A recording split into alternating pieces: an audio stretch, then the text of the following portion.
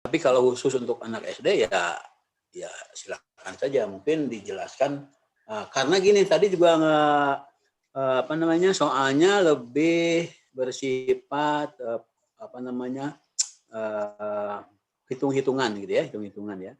Nah, open ended itu kan bisa dikembangkan melalui soal yang lebih kontekstual, walaupun mengerjakannya tetap dihitung gitu ya. Artinya, tapi konteksnya harus ada. Gitu. Maksudnya jangan langsung misalkan ini berapa cara gitu ya. Itu tuh harusnya itu jadi jawaban siswa sebetulnya ya. Jadi maksudnya berapa cara itu dengan sendirinya di siswa akan melakukannya dengan beberapa cara. Tapi pertanyaannya harus menggiring siswa sehingga dia melakukan dengan beberapa cara gitu. Itu ya itunya saran saya sih seperti itu. Ada konteks juga, misalkan konteks ya apa konteksnya yang kira-kira bisa dibuat sedemikian. Kan kalau kita misalkan dalam geometri misalkan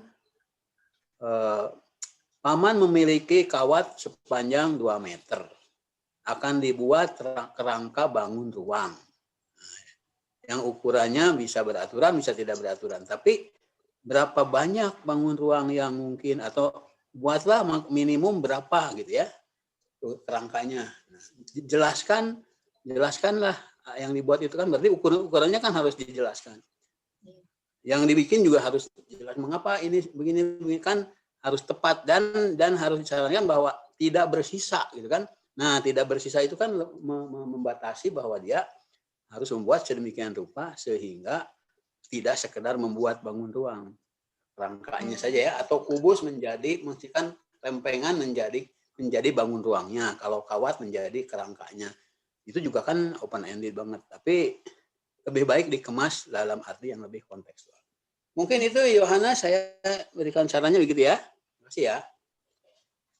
Ya, baik Pak Dr. Dadang, terima kasih atas tanggapan dan sarannya. Bagaimana Ibu Siti? Mungkin tanggapannya? Ibu Siti. Oh, aku ya, Bu Siti. Terima kasih banyak kepada Bapak Dadang telah menanggapi tanggapan yang sangat positif sekali kepada kami, dan saran ini akan sangat berguna untuk kami ke depannya gitu dalam mengembangkan presentasi kami ini nanti, karya ilmiah kami ini nanti. Ya, baik. Apakah dari audiens atau peserta lainnya mungkin ada yang ingin menanyakan tanggapan atau pertanyaan, atau mungkin rencana penelitiannya beririsan dengan penelitian yang dibawakan oleh Bapak Kartono dan rekan-rekannya? Mungkin bisa silahkan mengajukan. Sepertinya di kolom chat ada satu pertanyaan, akan saya bacakan. Ya, baik dari Ibu ya, Ibu Yunike Esther. Dengan pertanyaan, terima kasih atas kesempatan yang diberikan. Saya Yunike Mataheru dari Universitas Patimura, mau bertanya terkait dengan soal-soal open-ended. Apakah semua materi pada matematika dapat disajikan dalam bentuk soal-soal open-ended? Jika iya, mengapa? Dan jika tidak, berikan salah satu contoh materi dan beri pula alasannya. Terima kasih. Mungkin ya, silakan Ibu Siti mungkin memberikan penjelasannya. Terima kasih. Bisa sih, tergantung kayak mana gurunya gitu. Boleh kami minta waktunya untuk berdiskusi sebentar dengan teman. Kalau menurut aku bisa, soal tergantung dari gurunya bagaimana membuat soal, dan semua matematika itu berkaitan dengan kontekstual. Tadi yang dikatakan soal kontekstual itu berhubungan dengan bisa dimasukkan ke soal open-ended. Kalau menurut kami sih semua materi bisa dimasukkan dalam soal open-ended gitu. Semua itu tergantung dari kekreativitasan gurunya dalam mengolah soal, bisa mengemas sebaik mungkin untuk membuat soal ini bisa terbuka dalam proses penyelesaiannya. Pada umumnya sih soal open-ended lebih ke terbuka dalam proses penyelesaiannya seperti itu. Dan pastinya seperti yang dibilang oleh Bapak Dadang tadi, untuk lebih ke arah kontekstual, seperti itu. Itu saja. Baik, baik. Jadi kalau misalkan bisa ditangkap bahwa dari penjelasan Bu Siti tadi, untuk topik-topik matematika itu pada umumnya dapat dibuat soal-soal hot, Iya, berbasis open-ended, itu juga tergantung kepada kekreativitas guru gitu ya. iya Bagaimana dalam mengolah. bagaimana menyusun soal, terutama tadi seperti saran dari Bapak Dadang juga, bagaimana kita menyusun soal kalau bisa kontekstual juga agar semakin soal-soal yang diberikan itu semakin nyata bentuknya ya, pernah Iya, dialami oleh siswa seperti itu. Baiklah, karena mungkin waktu waktu kita juga terbatas, nanti mungkin Ibu Siti boleh menjawab pertanyaan yang muncul melalui kolom chat ya Bu ya. Mohon bantuannya untuk menjawab di kolom chat. Kemudian kita akan lanjutkan langsung ke pemateri kita yang kedua yang akan menyampaikan tentang makalahnya. Apakah Ibu Herdiana sudah berada di ruang Zoom? Bapak. Maaf Pak, apakah Bapak Herdiana sudah di ruang Zoom dari Universitas Siliwangi? Masih di mute sepertinya Pak, mohon di unmute dulu. Oh iya baik sudah.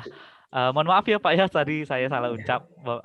Baiklah, Bapak Herdiana dari Universitas Siliwangi akan menyajikan paparan materinya dengan judul Pengembangan Media Pembelajaran Berbasis Web menggunakan landing page atau Google Sites. Apakah Bapak sudah ready Pak? Siap, udah. Baik, untuk itu waktu dan tempat kami persilakan kepada Bapak Herdiana. Share screen-nya ini belum bisa.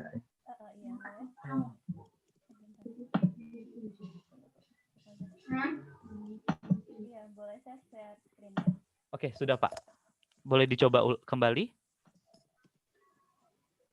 Masih belum ini, belum bisa.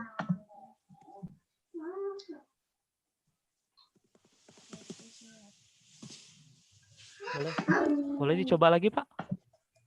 Udah ini sudah dicoba tapi belum ini. Masih disable ini.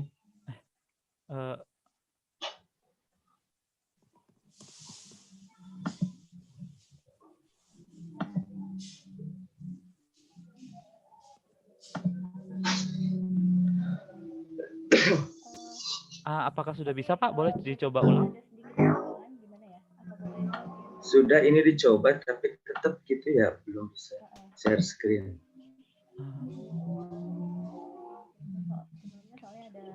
Dibuka dulu Pak itunya. Screen-nya. Filenya udah dibuka belum? Udah. Ya coba di stop screen dulu, nanti new screen. Oh iya. Diulangi.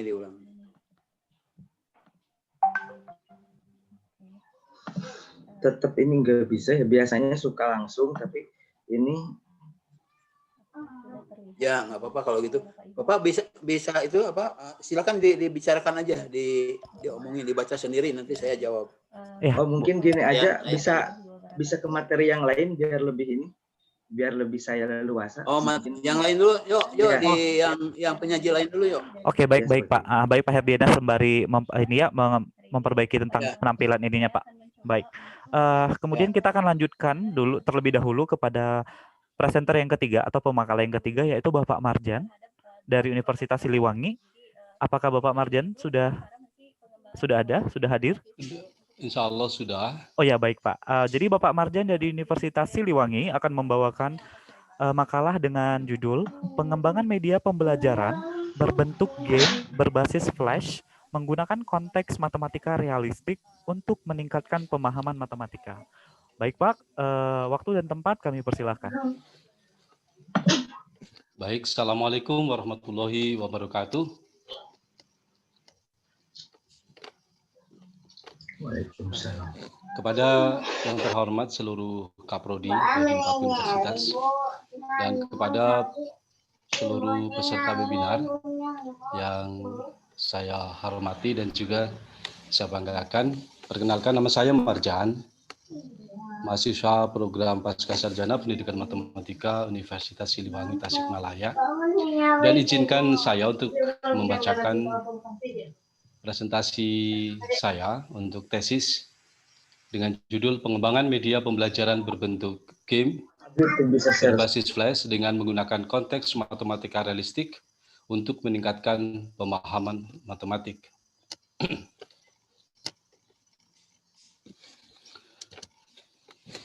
Latar belakang masalah adalah sebagai berikut. Media pembelajaran masih bersifat manual, terutama untuk di sekolahan kami, yaitu di SMK YPE Sampang.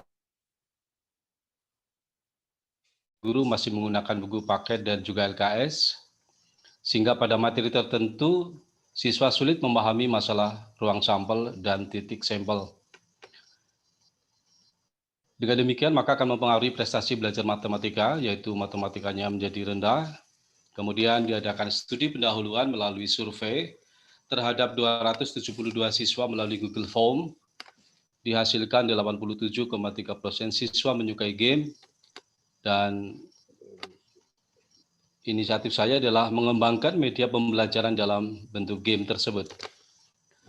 Kemudian hasil penelitian sebelumnya telah dilakukan penelitian oleh Saputra, Thalia, Gustiningsih yang berjudul Pengembangan Media Pembelajaran Berbasis Komputer dengan Adobe Flash Pro CS6 pada materi luas bangun datar. Dengan hasil, telah dihasilkan media pembelajaran berbasis komputer dengan Adobe Flash Pro CS6 pada materi luas bangun datar yang valid dan praktis yang ditunjukkan dari hasil penelitian validator terhadap expert review dan one-to-one yang menyatakan bahwa media pembelajaran telah valid dari segi konten, konstruk, dan bahasa. Bapak dan Ibu, novelty dari penelitian ini adalah, dari penelitian sebelumnya akan dikembangkan media pembelajaran berbentuk game berbasis Flash dengan menggunakan konteks matematika realistik untuk meningkatkan pemahaman matematika kompetensi dasar kaidah pencacahan. Rumusan masalah. Yang pertama, bagaimanakah desain awal media pembelajaran berbentuk game berbasis Flash dengan menggunakan konteks matematika realistik untuk meningkatkan pemahaman matematika kompetensi dasar kaidah pencacahan. Yang kedua, bagaimanakah hasil uji kelayakan media pembelajaran berbentuk game berbasis Flash dengan menggunakan konteks matematika realistik untuk meningkatkan pemahaman matematika kompetensi dasar kaidah pencacahan. Rumusan masalah yang ketiga adalah bagaimanakah desain akhir media pembelajaran berbentuk game berbasis Flash dengan menggunakan konteks matematika realistik untuk meningkatkan pemahaman matematika kompetensi dasar kaidah pencacahan. 4. Bagaimanakah respon siswa terhadap media pembelajaran berbentuk game berbasis Flash dengan menggunakan konteks matematika realistik untuk meningkatkan pemahaman matematika kompetensi dasar kaidah pencacahan. Definisi operasional, media pembelajaran adalah faktor yang mendukung keberhasilan proses pembelajaran di sekolah karena dapat membantu proses penyampaian informasi dari guru kepada siswa atau sebaliknya. Game edukasi merupakan salah satu media yang dapat digunakan siswa untuk mempelajari matematik. Makromedia Flash adalah platform multimedia dan perangkat lunak yang digunakan untuk animasi, game, aplikasi, pengayaan internet yang dapat dilihat, dimainkan, dan dijalankan.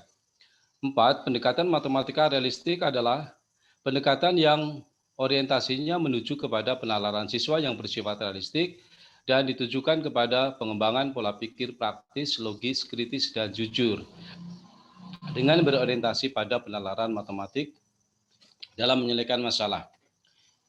5. Pemahaman konsep matematik merupakan kemampuan dasar untuk mencapai kemampuan matematis lebih tinggi seperti penalaran, koneksi, komunikasi, referensi, dan pemecahan masalah. Landasan teoritis. Salah satu media pembelajaran yang dapat dikembangkan adalah media game edukasi. Game edukasi adalah permainan yang bersifat mendidik. Kemudian Sudono mengatakan bahwa belajar dengan bermain memberikan kesempatan kepada anak untuk memanipulasi, mempraktekkan, dan mendapatkan bermacam-macam konsep serta pengertian yang tidak terhitung banyaknya. Dalam penelitian pengembangan mengikuti metode ADI yang terdiri dari analisis, desain, development, dan implementation. Yang dimaksud dengan game pendidikan adalah inovasi media pembelajaran yang bersifat menyenangkan, berseri atau level game, dan juga dapat meningkatkan motivasi belajar peserta didik. Salah satu pendekatan pembelajaran yang tepat adalah pendekatan matematika realistik, dan pendekatan ini merupakan pendekatan matematika yang diterapkan di dunia nyata. Pendekatan matematika realistik adalah pendekatan yang orientasinya menuju kepada penalaran siswa yang bersifat realistik dan ditujukan kepada pengembangan pola pikir, praktis, logis, kritis, jujur, dan berorientasi pada penalaran matematika dalam penyelesaian masalah. Metode penelitian. Bapak dan Ibu yang kami hormati, metode penelitian ini menggunakan penelitian pengembangan research and development (R&D) dengan tujuan untuk menghasilkan media pembelajaran dan menguji kelayakan media pembelajaran tersebut. Penelitian dan pengembangan berfungsi untuk memvalidasi dan mengembangkan produk. Prosedur penelitian. Prosedur penelitian ini menggunakan model pengembangan ADI yang dikembangkan oleh Branch dengan urutan sebagai berikut. Pertama adalah analisis mengenai observasi dan wawancara, melalui observasi dan wawancara. Kemudian desain, yaitu desain struktur, flowchart, dan membuat storyboard. Kemudian development and implementation, yaitu validasi dan revisi. Yang terakhir adalah evaluasi. Analisis terdiri dari analisis kebutuhan pembuatan dan pengembangan, kemudian analisis kebutuhan siswa. Desain terdiri dari struktur navigasi, flowchart, dan storyboard. Kemudian development and implementation adalah pengumpulan bahan dan materi, kemudian validasi ahli, materi, media, dan kepraktisan. Sedangkan evaluasi adalah uji coba produk yang kemudian akan dievaluasi kelayakannya. Teknik pengumpulan data. Teknik pengumpulan data terdiri dari validasi media pembelajaran meliputi content validity, construct validity, dan fish validity. Yang kedua, validasi soal pemahaman matematik. Yang ketiga, melaksanakan tes pemahaman matematik. Instrumen penelitian. Instrumen penelitian yang akan digunakan terdiri dari lembar validasi media pembelajaran. Kemudian yang kedua, lembar validasi soal. Dan yang ketiga adalah soal tes pemahaman. Demikian presentasi yang bisa saya sampaikan pada kesempatan kali ini. Terima kasih atas dukungannya dan sekian dari saya. Assalamualaikum warahmatullahi wabarakatuh. Terima kasih atas paparan materinya kepada Bapak Marjan dari Universitas Siliwangi. Untuk itu kami persilahkan kepada Bapak Dr. Dadang untuk menyampaikan saran atau tanggapannya. Kemudian nanti diikuti oleh pertanyaan-pertanyaan dari audiens yang hadir di ruang Zoom ini.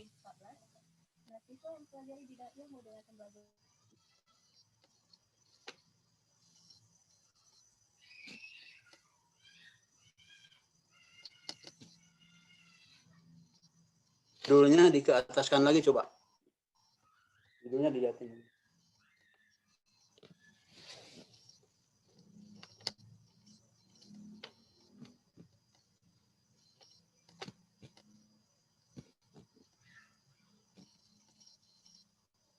Silakan judulnya coba dilihat lagi.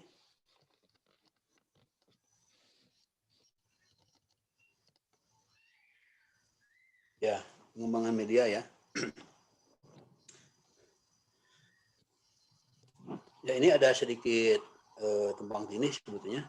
Pertama, istilah konteks matematika realistik itu tidak ada. Ya, yang ada ya pendekatan matematika realistik, tapi di dalamnya memang ada konteks, gitu ya. Harus pasti membuat konteks. Jadi jangan dijudulin konteks matematika realistik. Berarti ada konteks non matematika realistik. Gitu ya. Yang kedua ini tentang apa namanya tadi pendahuluan, studi pendahuluan itu menurut saya trivial namanya trivial. Jadi tanpa disurvei anak-anak itu ya memang senang main, senang game gitu ya. Tidak disurvei pun udah ada kesimpulan yang begitu. Tapi mungkin surveinya harusnya dalam pembelajaran matematika berbentuk game. Nah, tapi itu kan kalau ini siswa menyukai game, ya iya pasti anak-anak pasti menyukai game, orang tua juga menyukai game gitu ya. Ya, jadi surveinya menurut saya trivial, harus lebih cari yang lebih mendukung, yang lebih membuat alasan. Jadi yang ketiga ini kan game itu Game-nya tuh di mana sebenarnya? Di awal, di tengah, di akhir. Itu harus jelas bahwa memang ada model pembelajaran berbentuk game itu, tapi juga game itu paling banyak sebagai di akhir. Atau apa bedanya dengan TGT, Team Game Turnamen. Nah, itu kan ada model pembelajaran berbasis game. Apa bedanya dengan itu? Kenapa tidak dirujuk yang itu? Maksudnya ya, apa bedanya dengan TGT? TGT juga dalamnya kontekstual sebetulnya, bahkan bisa realistik. Cuman mungkin sintaknya yang harus dijelaskan tentang yang ini. Yang ketiga, ya saya agak ragu tentang penelitian pengembangan untuk S2, sebenarnya pengembangan yang R&D begitu ya. Karena biasanya memang memakan waktu lama, Gitu. Jadi lebih baik jangan R&D dalam arti murni gitu ya. Hanya Anda menggunakan pembelajaran realistik, tapi di dalamnya dimuat media. Jadi yang dikembangkan hanya medianya saja, cara sederhana dalam arti memang dalam aslinya juga harus pakai media, maka medianya lokal material dari real life and istilahnya teh hand on main on ya. Lokal material and daily life itu memang ciri khas matematika realistik. Nah, tadi tidak jelaskan model gamenya itu game bilangan atau game yang sebut realistik tuh nggak jelas gitu ya. Game realistik tuh nggak jelas apakah, kan kalau ada game-gamean sekarang tembak-tembakan itu apa realistik tuh? Itu juga sebetulnya dipertanyakan ya. Nah, itu tidak jelas. Walaupun ada definisi-definisi, tapi menurut saya belum menjelaskan tentang karakteristik yang sesungguhnya dari itu. Kalaupun masalahnya ada game baru, ya justru harus merujuk ke yang sebelumnya. Jadi yang harus dijelaskan itu karakteristik gamenya yang mau dibuat seperti apa gitu ya. Model ADI itu memang umum gitu, tapi justru Anda harus menjelaskan A-nya di mana gitu ya. ADI-nya itu di mana. Yang setiap step itu dijelaskan satu persatu, justru itu yang diperlukan. Bukan teori ADI-nya, bukan. Yang dimaksud itu harus dijelaskan di situ harusnya. Jadi dengan menjelaskan ADI-nya menurut sesuai dengan akan menjadi gamenya itu akan lebih kelihatan. Gitu ya. Apalagi rumusan masalahnya, coba lihat. Rumusan masalahnya, ikan desain ya, desain awal, desain akhir, uji kelayakan, berapa lama itu mau mengujinya gitu ya, dalam arti bagaimana desain akhir.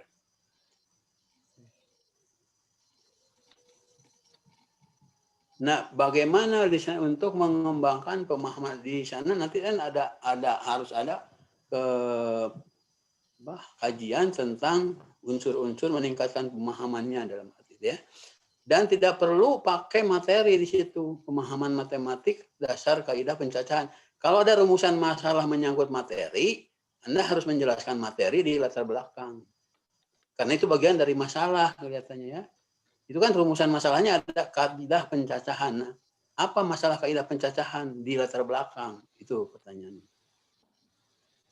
Ya, padahal tidak perlu sebenarnya, itu hanya salah satu materi yang dipakai untuk menjalankan model, menjalankan media atau menjalankan itu. Bukan masalah materinya kan sebetulnya. Kecuali memang masalah materinya, berarti harus balik lagi kemana gitu ya. Harus diorek lagi mengapa itu bermasalah materi itu. Nah itu harus jelas. Oke, mungkin itu saya kira ya yang paling penting. Mungkin banyak sekali sih pertanyaan kalau digali-gali. Ya, tapi itulah saya kira yang paling. Oke, silakan. Baik, terima kasih dokter atas masukannya dan insya Allah akan kami pelajari lebih lanjut. Kembali ke moderator. Ya, baik. Terima kasih Bapak Dr. Dadang atas sarannya Kak untuk Bapak Marjan. Kemudian sebelum kita menutupnya ada satu pertanyaan Pak di kolom chat. Nah, bisa saya bacakan dari Ibu Noneng Nur Hasanah ingin bertanya. Saya mau bertanya, biasanya siswa cenderung ke game jika menggunakan model pembelajaran dengan game. Bagaimana Bapak menyeimbangkan hal tersebut menggunakan pendekatan ADI sampai tahap evaluation? apakah Bapak membuat aplikasi game ini sendiri? Kemudian sejauh mana Bapak membatasi pendekatan realistik pada penelitian Bapak? Terima kasih. Mohon Pak penjelasannya, silahkan. Baik, terima kasih atas pertanyaan yang diajukan. Rencana kami memang sampai ke evaluation karena game ini akan saya bikin sendiri dengan menggunakan software Macromedia Flash Pro 8, dan sebenarnya sudah banyak sekali game yang sudah saya bikin dari tahun 2012 saya suka membuat game, cuma belum pernah dipraktekkan untuk siswa saya. Dan nanti ada bagaimana model cara mengajarkan game ini kepada siswa saya. Tentu saja di sana itu ada materi, kemudian ada contoh soal juga dibikin dalam bentuk game, sampai game yang akan digunakan adalah pada saat akhir dari proses pembelajaran. Seperti itu saya pikir. Jadi untuk langkah-langkah kurtilas tetap kita gunakan, tetapi dengan menyisipkan media pembelajaran dalam bentuk game ini sebagai salah satu media yang digunakan untuk mengajarkan materi kaidah pencacahan. Demikian, Mas, jawaban dari saya. Terima kasih. Ya, baik. Terima kasih Bapak Mardian untuk penjelasan dari pertanyaannya. Karena waktu kita juga terbatas, kami mohon kepada Bapak Mardian untuk menjawab pertanyaan yang masih ada di kolom chat, sembari kita melanjutkan presentasi kepada makalah berikutnya. Bagaimana Bapak Herdiana, apakah sudah bisa? Ya, ini dicoba dulu, tapi Pak Marjan belum keluar ya. Udah. Boleh Pak dicoba lagi? Saya coba. Sebentar, saya pakai headset ya. Saya coba di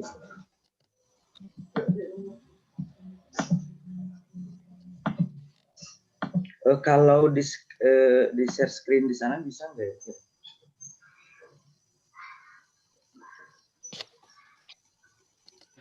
Jadi mungkin nanti Bapak bisa kirim PPT-nya ke saya ya Pak ya, via WA. Boleh Pak? Ya. Nanti saya yang share screen di Ya, sini. boleh. Sembari Ya, menunggu itu kita lanjut dulu ya Pak ya ke peserta berikutnya. Ya. Boleh. Baik Pak. WA-nya di mana Pak ya? Coba di. Ya nanti saya chat ya Pak ya. Kalau di chat aja, di chat. Iya, nanti saya chat Pak. Kemudian kita akan lanjutkan dulu terlebih dahulu kepada pemakalah berikutnya, yaitu Ibu Ihwatul Islahiyah. Apakah sudah ada di sini? Sudah hadir? Iya, saya sudah hadir Pak. Sepertinya sudah hadir. Baik. Ibu Ihwatul Islahiyah dari Universitas Sultan Ageng Tirtayasa akan membawakan makalah dengan judul Pengembangan e-modul Flipbook berbasis problem based learning untuk meningkatkan kemampuan pemecahan masalah pada materi persamaan lingkaran kelas 11 SMA. Baik Ibu, waktu dan tempat kami persilahkan. Ya baik Bapak, terima kasih. Saya izin share screen ya.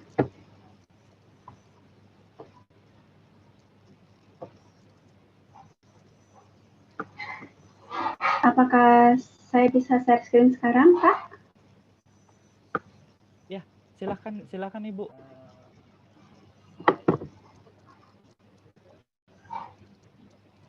Maaf Bapak, di sini ada tulisan host disable attends screen sharing. Ya, sama seperti itu tadi. Oh, begitu ya. Iya, sama saya juga seperti itu.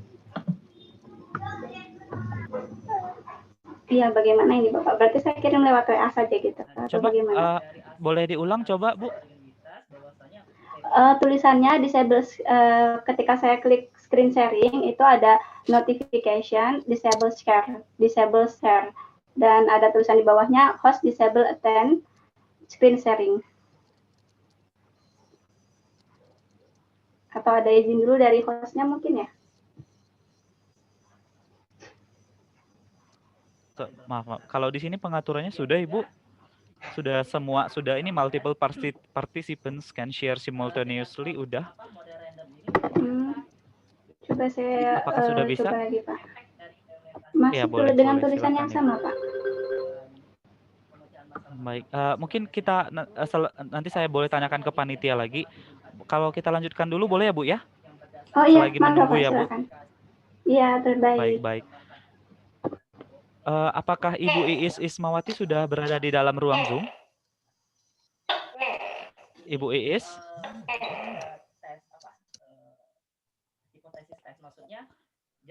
Ibu Iis Ismawati? Halo Ibu? Iya, mungkin suaranya boleh diperbesar, Bu. Volume di laptopnya atau di handphonenya. Kemampuan pemecahan masalah matematik siswa SMP itu secara dengan implementasi PPL itu lebih tinggi secara signifikan dibandingkan kemampuan matematik. Ya, terlalu kecil suaranya. Iya, terlalu kecil, Ibu. Mungkin bisa diperbesar suara di laptopnya. Kemudian saya sedikit lagi, ini ke karakteristik yang saya maksud tadi.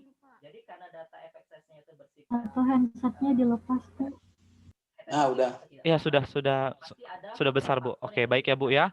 Ibu Iis Ismawati dari Untirta akan menampilkan makalah dengan judul Pengembangan e-modul berbasis problem-based learning untuk meningkatkan kemampuan pemecahan masalah siswa SMP pada materi bangun datar segi 4. Oke, Ibu, waktu dan tempat kami persilahkan. dari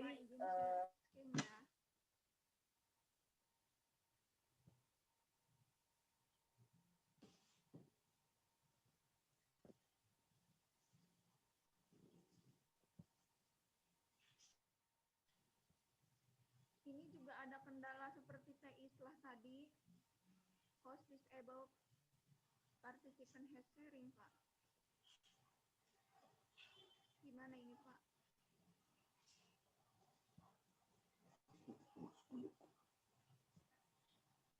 Tidak kedengaran.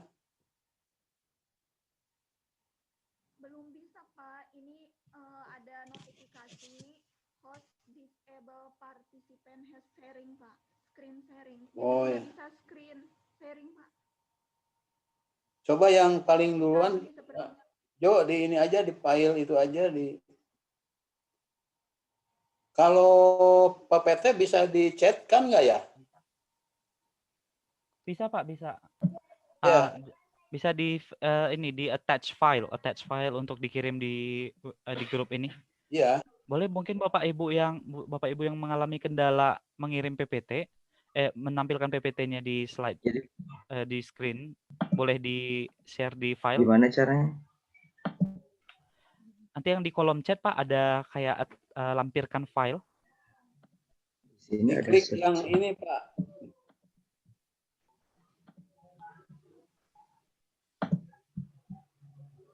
Ada file tuh di chatnya file. Iya, di kolom chat ada pilihan file, Pak. Bisa diklik. Kalau di sini nggak ada sih ya. Chatnya. Buka chat. Ya, ini chat udah dibuka tapi tidak ada pilihan file ya di sini. Itu di kanan. Sebelah kanan Iya. kan ada file, ada titik 3. Ya, ini titik 3-nya, cuman tidak ada pilihan itu, biasanya suka ada. Ini nggak ada ya. Ini kejadian, ini baru kali ini kalau biasanya suka lancar. Udah, Bapak, silakan mau bicara apa, silakan. Oh, iya, sebentar. Ya, silakan lah. Nanti habis karena ngobrol. Ya, Silakan ngomongin aja. Saya bisa menangkap nanti.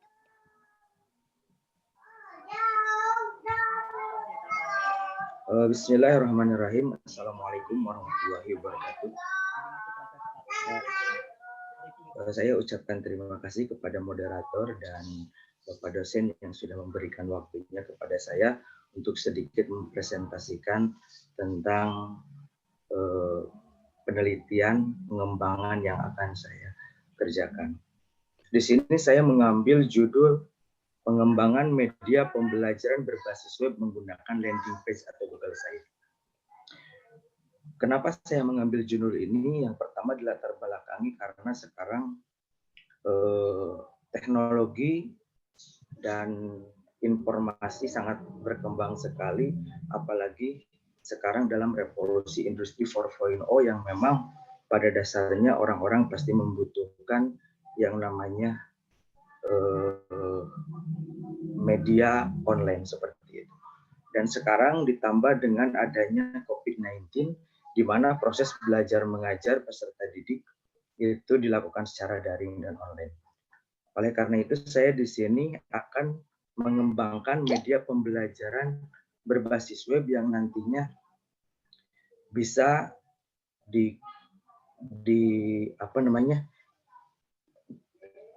bisa dilakukan oleh peserta didik dan guru di dalam proses pembelajaran. Dan mohon maaf sebelumnya saya belum berkenalan, saya Herdiana dari Universitas Siliwangi. Ini dilatar belakangi oleh beberapa masalah, salah satunya adalah kita diwajibkan bagaimana caranya bisa melaksanakan proses pembelajaran secara daring, namun pada saat ini memang tidak banyak media pembelajaran online yang memang mudah untuk diakses oleh peserta didik dan dilakukan oleh seorang guru dan dibuat secara mudah oleh seorang guru. Dan ada pun beberapa masalah di lapangan seperti halnya saya di sekolah bahwa tidak sedikit peserta didik yang memang mereka itu kurang paham terhadap apa yang disampaikan oleh seorang guru. Dan terkadang peserta didik juga lupa dengan apa yang disampaikan oleh guru. Dan ada pun yang berkata bahwa yang namanya full day school di sekolah itu sangat menjenuhkan. Dan itu juga saya perkuat dengan penelitian-penelitian yang sudah dilakukan oleh orang lain dan saya sudah kaji juga seperti itu. Dan ada pun penelitian yang relevan dari penelitian yang saya buat, kalau itu bedanya itu dia mengembangkan memang media pembelajaran berbasis web, namun dilakukan dalam Blogspot. Di dalam Blogspot mungkin kita juga tidak asing dengarnya.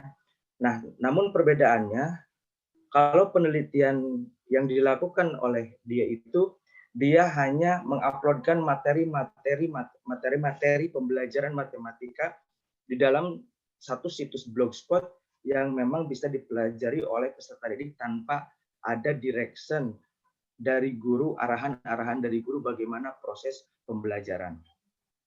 Namun dari pembelajaran yang akan saya kembangkan di sini akan dilakukan suatu pembelajaran daring yang memang kita itu serasa tatap muka dengan seorang guru dan serasa kita itu belajar offline seperti itu. Karena kenapa? Karena di sini saya akan memasukkan seperti video pembelajaran sesuai RPP. Nanti seorang guru memberikan pengarahan, terus memberikan tujuan pembelajaran, memberikan motivasi, dan di sana juga diberikan pengarahan-pengarahan bagaimana cara mengoperasikan media pembelajaran yang sudah saya buat nanti. Karena di sini, di dalam media pembelajaran yang nantinya saya buat itu akan seperti halnya kita sedang offline. Seperti ada absensi, seperti ada media interaktifnya, bagaimana caranya guru dan murid supaya interaktif dalam pembelajaran. Terus ada juga tombol pertanyaan, dan lain sebagainya. Seperti itu.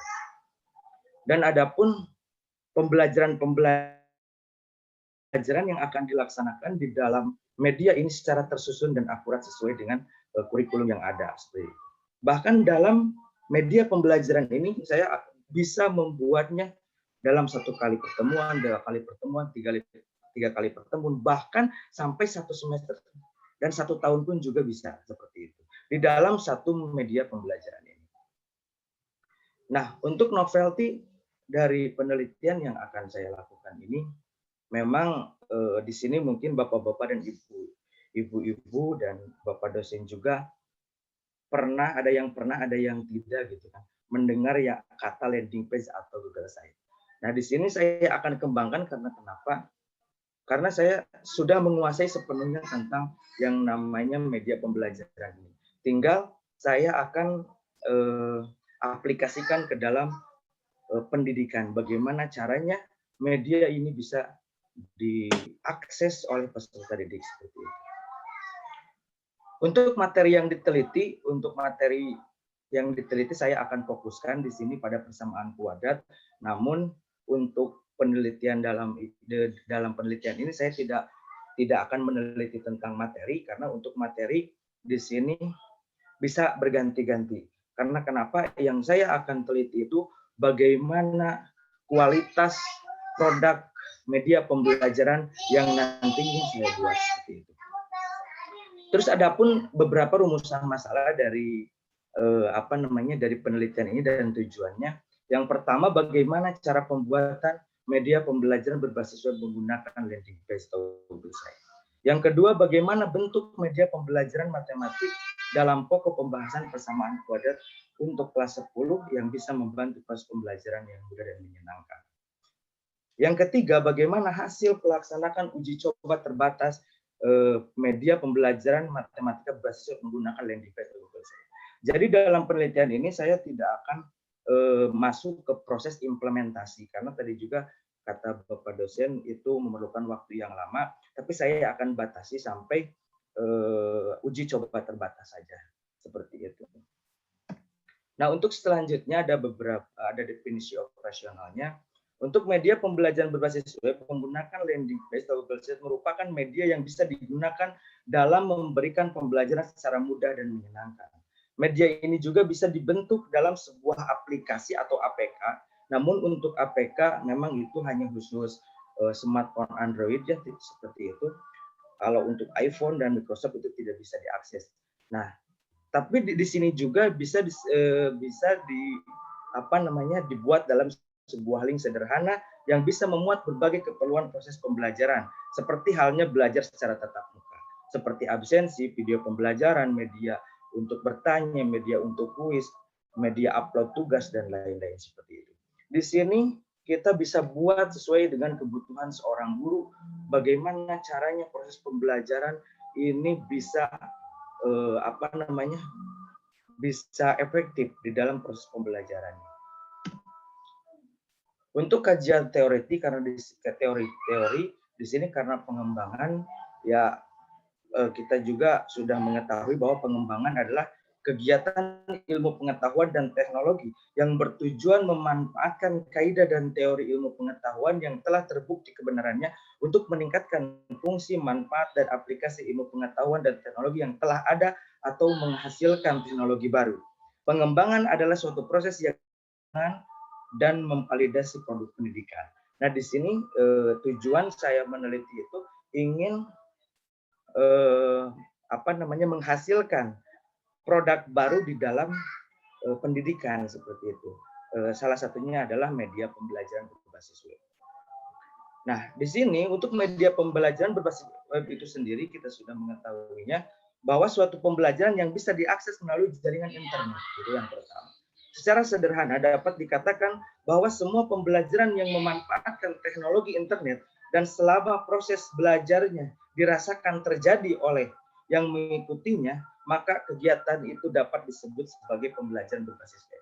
Jadi di sini dalam pembelajaran ini, insya Allah media pembelajaran yang saya buat, peserta didik maupun guru akan merasakan bagaimana rasanya belajar seperti pembelajaran offline biasanya, namun tidak 100% sama mungkin seperti itu. Nah, untuk yang terakhir ini adalah landing page atau Google Site seperti itu. Untuk definisinya itu sendiri, Google Site adalah aplikasi online berbasis web secara gratis yang berfungsi sama dengan Microsoft Office 3.4, yaitu membantu dalam presentasi, namun bedanya Google Site dibuat oleh pihak Google dan memiliki tampilan yang berbeda dari aplikasi sejenisnya. Tapi kalau memang slide ini terbuka, sebenarnya saya sudah menampilkan secara umum bagaimana bentuk dari media pembelajaran. Soalnya saya udah membuat storyboardnya juga. Kita dalam pengembangan ada storyboard gitu kan. Nanti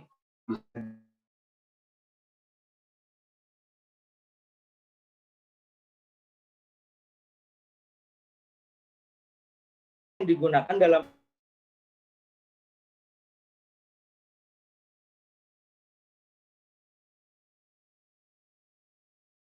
perencanaan.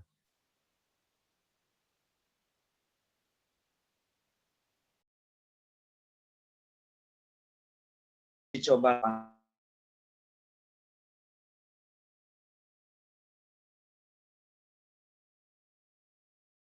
atas.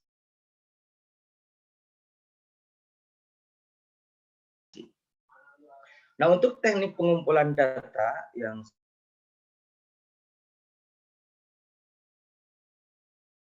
data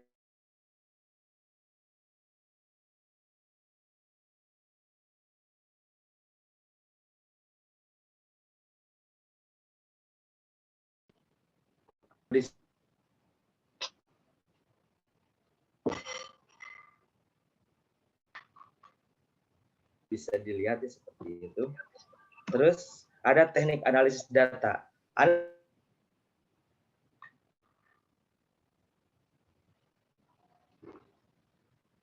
Dengan angket di sini ketika ada positif dan negatif, ketika 1/4 itu jawaban yang sangat setuju, skor 2 untuk jawaban kurang setuju, skor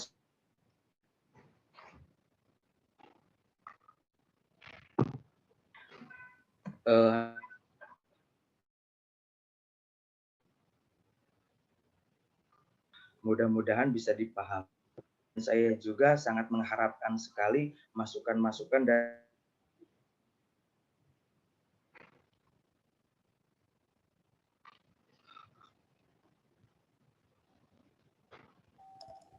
Iya. Baik, mungkin ada sedikit gangguan jaringan. Ini ya baik, kira-kira kami persilakan kepada Bapak Dr. Dadang untuk menyampaikan tanggapan atau saran, Pak, kemudian bisa diikuti oleh audiens yang lain. Ya, ini media ya. Tadi dari apa namanya, media itu kan sebetulnya bagian dari pelaksanaan pembelajaran ya. Jadi harus dijelaskan model pembelajarannya apa sebetulnya, sehingga medianya ada di dalamnya itu. Setiap itu kan kita kan bukan berarti hanya mengembangkan seperti terus alat yang praktis yang digunakan. Jadi ketika dipakai itu ya harus dijelaskan pembelajarannya, pembelajaran yang mana gitu ya. Seperti itu. Kemudian tadi masalah materi, memang kalau di rumusan masalah atau materi di latar belakang itu harus dicantumkan mengapa materi itu yang diorek-orek di rumusan, sementara di latar belakang tidak ada. Begitu ya. Kemudian harus ada koreksi tentang ya apa media yang tadi itu memang belum pernah ada gitu, seperti apa. Ada penjelasan yang lebih komprehensif tentang media sejenis kan gitu, seperti itu.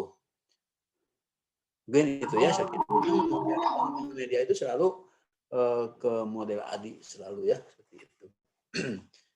Walaupun implementasinya juga harusnya kalau namanya pengembangan memang harus sampai jenuh itunya, sampai tidak bisa lagi dikembangkan katakanlah gitu. Tapi kalau implementasi terbatas ya hanya sebatas prototype barangkali ya.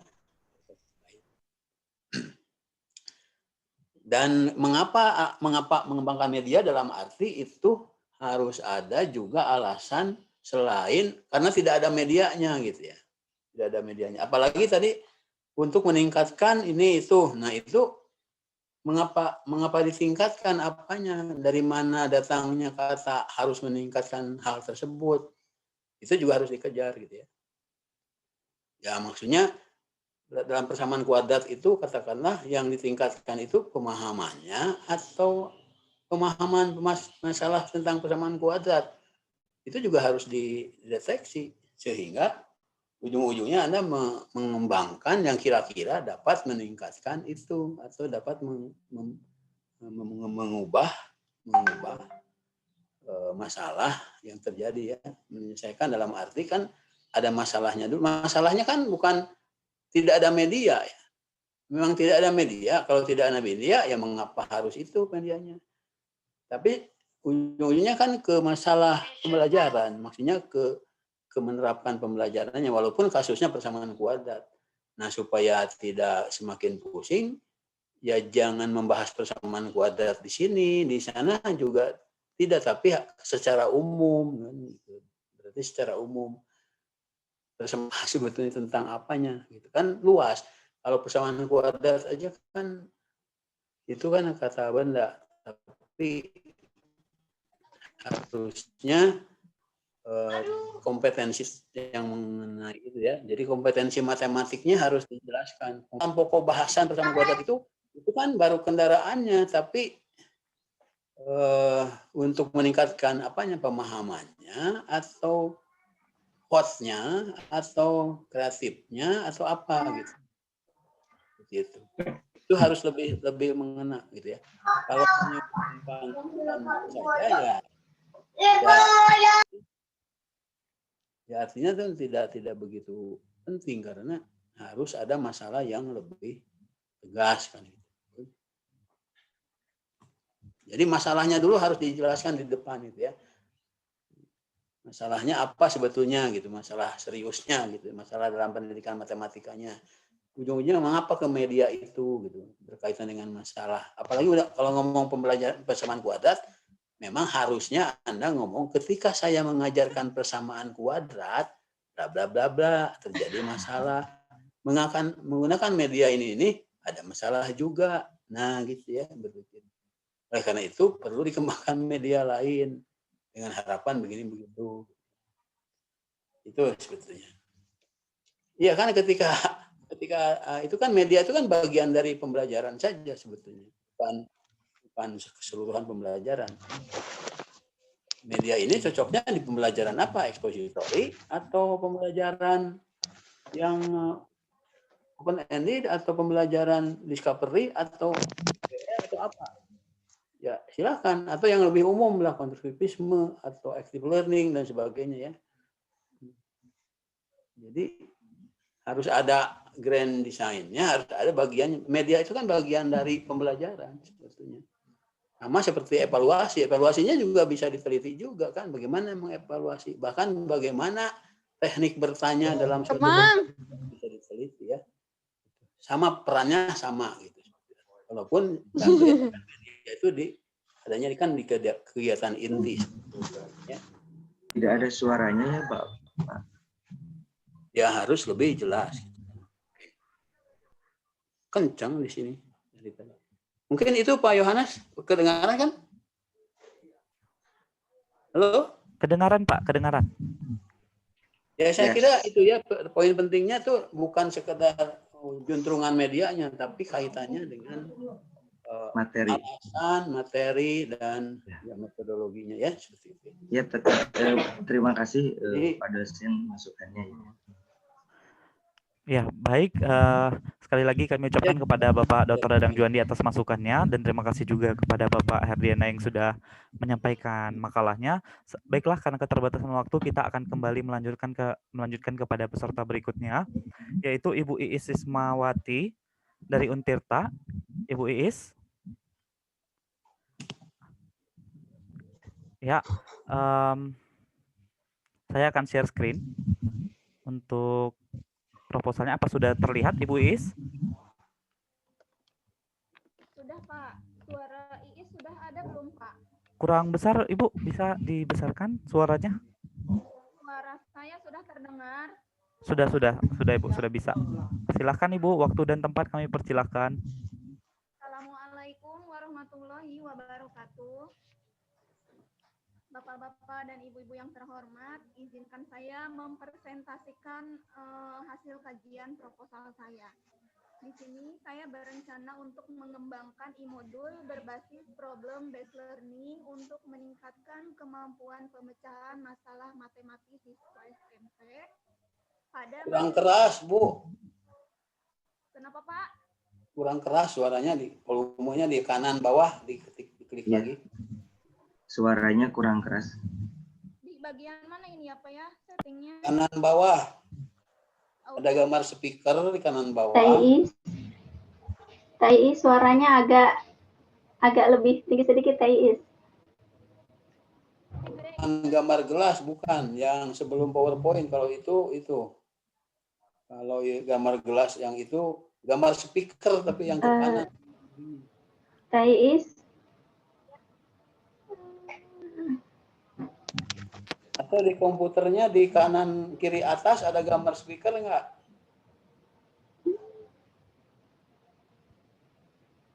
Dipijit itu mah kiri atas di laptop, di bagian barisan F gitu. Ada gambar speaker. Diklik itu diketekan. Udah full, Pak. Ya. Seperti di gunung ibu nyarios. Kah, Mak? Dengar ya Pak ya suara saya, Pak? Nya. Kalau tapi kedah iya di share. Ya, lanjutkan silakan. Sudah terdengar belum, Pak? Ya, masih hawar-hawar berbisik-bisik. Terdengar cuman kurang keras.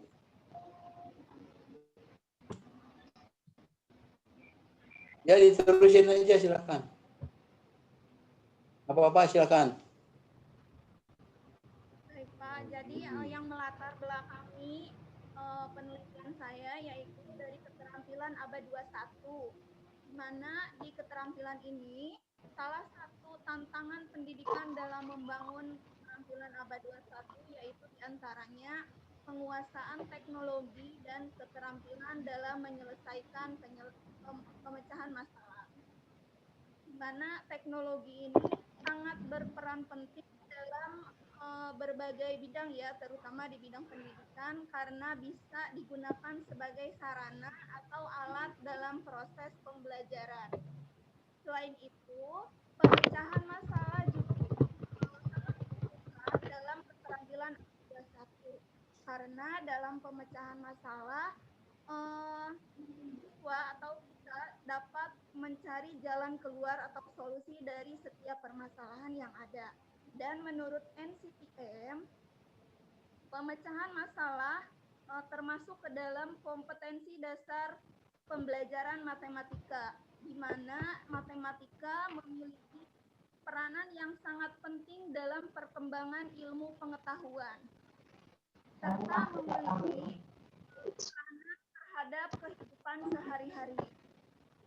Selanjutnya, menurut Rus Effendi, dalam pembelajaran matematika, sangat diperlukan kemampuan pemecahan masalah untuk melatih siswa dalam memahami, merancang, menyelesaikan, dan menafsirkan masalah ketika dihadapkan dengan permasalahan pada saat pembelajaran berlangsung.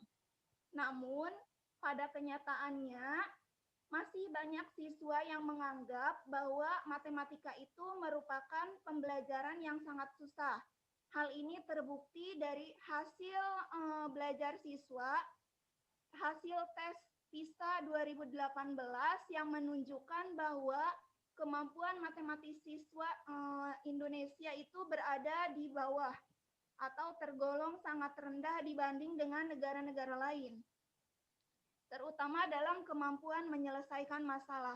Salah satu cara untuk meningkatkan kemampuan pemecahan masalah yaitu dengan sering memberikan latihan-latihan bersifat pemecahan masalah yang tidak rutin. Karena tidak dipungkiri bahwa sebagian guru matematika jarang memberikan soal-soal yang bertipe penyelesaian masalah. Sedangkan ini juga diperkuat dari kondisi pandemi saat ini ya, di mana pembelajaran yang berlangsung mengharuskan kita belajar dari jarak jauh. Dengan adanya kondisi seperti ini,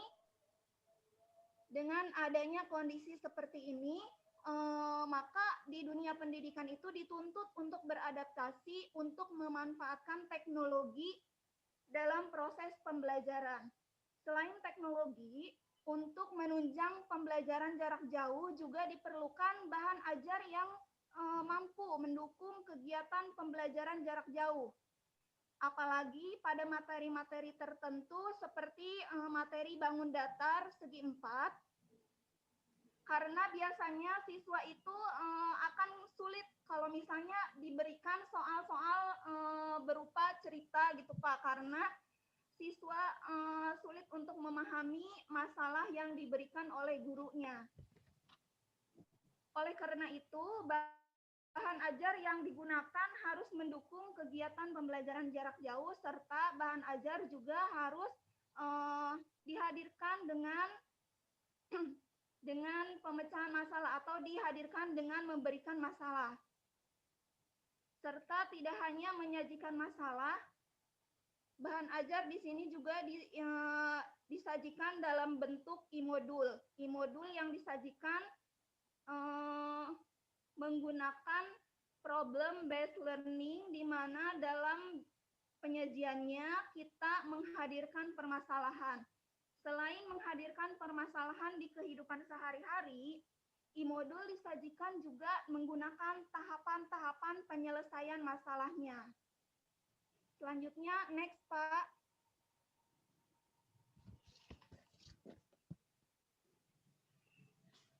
Boleh di next Pak.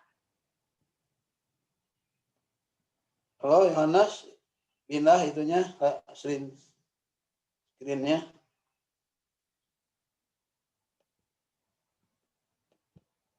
Yo.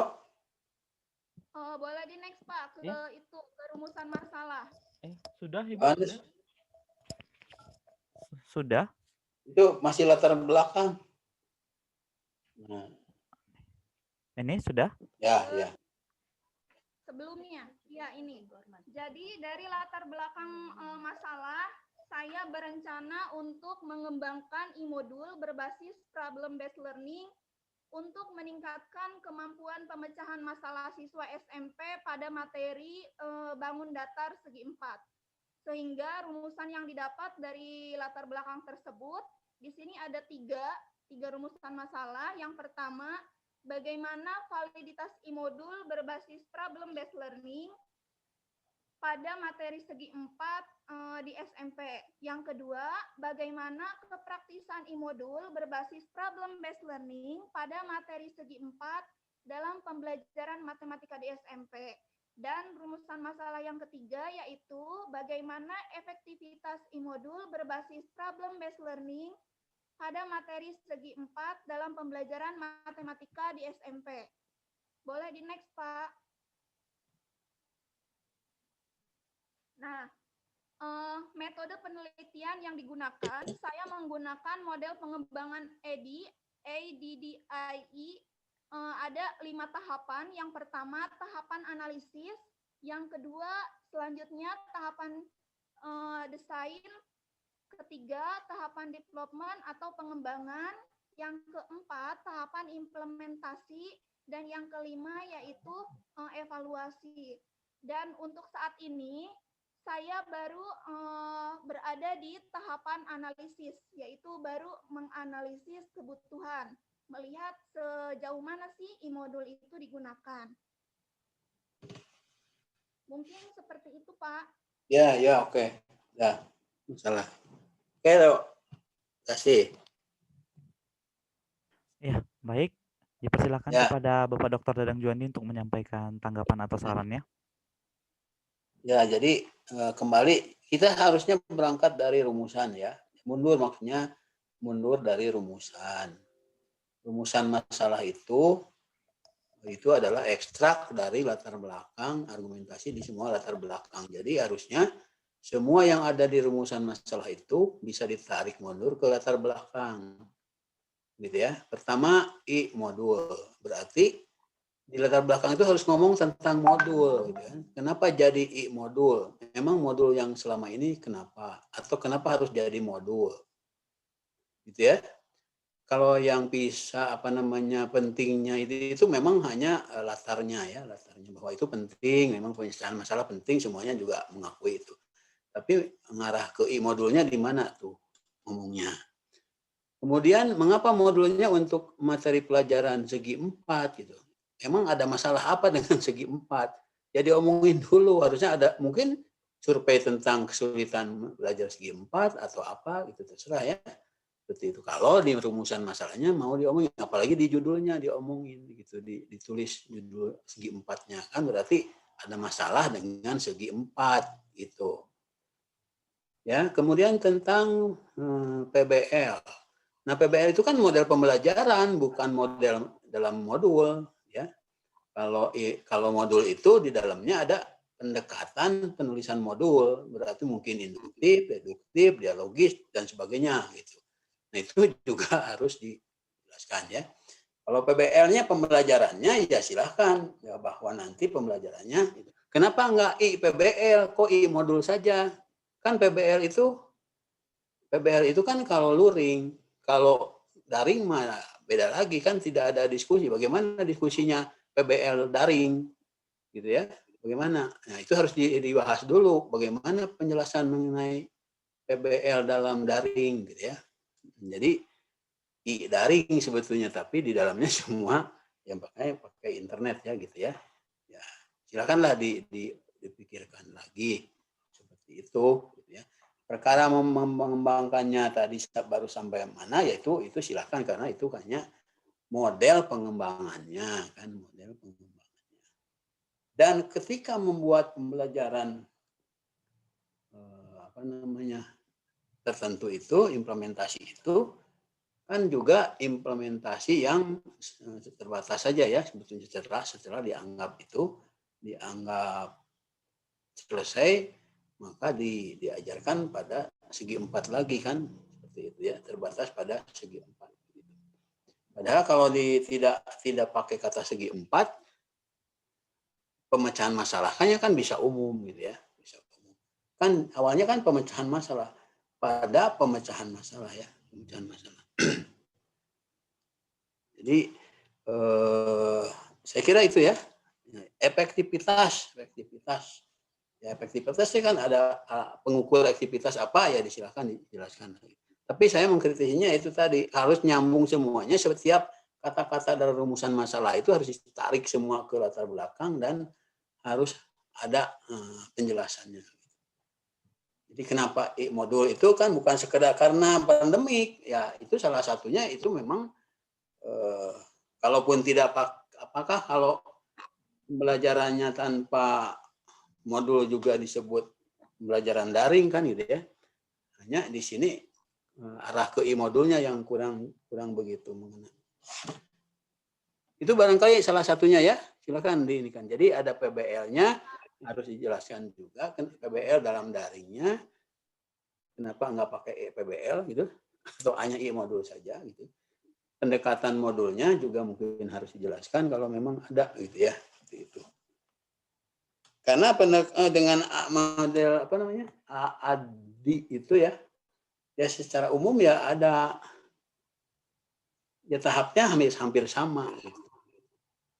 Apakah mengatakan itu karena dilaksanakan elektronik saja gitu atau gitu ya? Itu kan harus dengan mencantumkan itu maksudnya karena dijalankan secara daring kan gitu ya. Modulnya mah biasa saja misalkan seperti itu. Tapi ya harusnya ada penjelasan lebih jauh. Oke, begitu Jo ya. Terima kasih ya. Halo? Ya, baik. Terima kasih Bapak Dr. Dadang Juandi untuk masukannya terhadap makalah dari Ibu Iis Ismawati dari Untirta. Baiklah, karena keterbatasan waktu kembali, kami mohon maaf. Kita akan segera lanjutkan kepada pemakalah berikutnya, yaitu Ibu Ihwatul Islahiyah dari Untirta. Baik, saya akan share screen terlebih dahulu untuk PPT dari Ibu.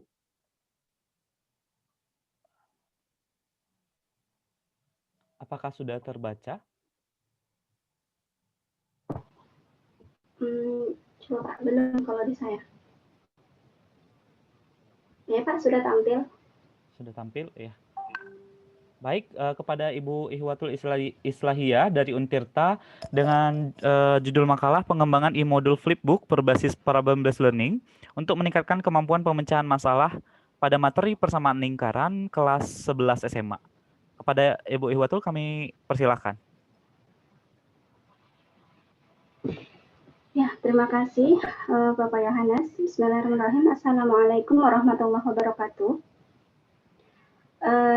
Pada pemaparan kali ini, pada seminar kali ini saya akan mempresentasikan tentang proposal tesis saya dengan judul pengembangan e-modul Flipbook learning untuk meningkatkan kemampuan pemecahan masalah matematis siswa pada materi persamaan lingkaran untuk kelas 11 SMA. Selanjutnya.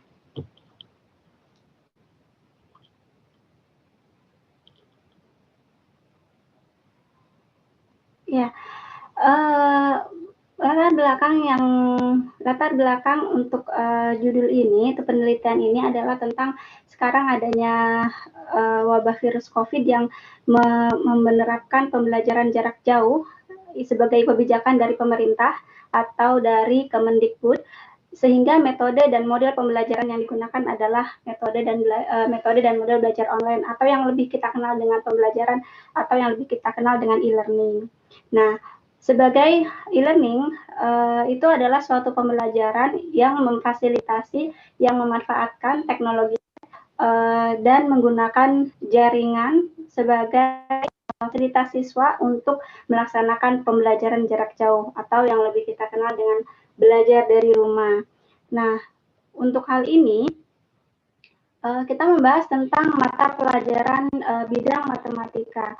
Matematika sendiri dengan konsep atau rumus-rumus tentang sebuah teknologi pembelajaran di mana siswa diharapkan dapat menguasai matematika saja, tapi juga menguasai perkembangan teknologi saat ini.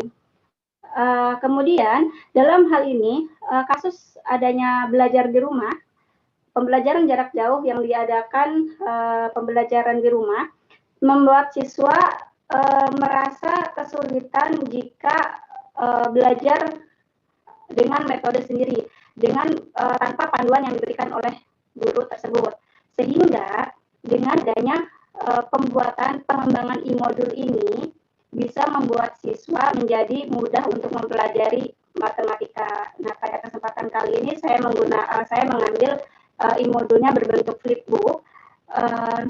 E-modul ini digunakan pada materi persamaan lingkaran di kelas 11. Yang kita tahu persamaan lingkaran itu materi yang banyak mengandung unsur teori. Nah, teori belajar menggunakan elektronik modul ini atau kita menggunakan jaringan berbasis internet atau website itu sejalan dengan teori koneksionisme atau teori konektivitas ya. Dia mengkoneksikan suatu pembelajaran menggunakan jaringan internet untuk memfasilitasi siswa untuk melaksanakan pembelajaran.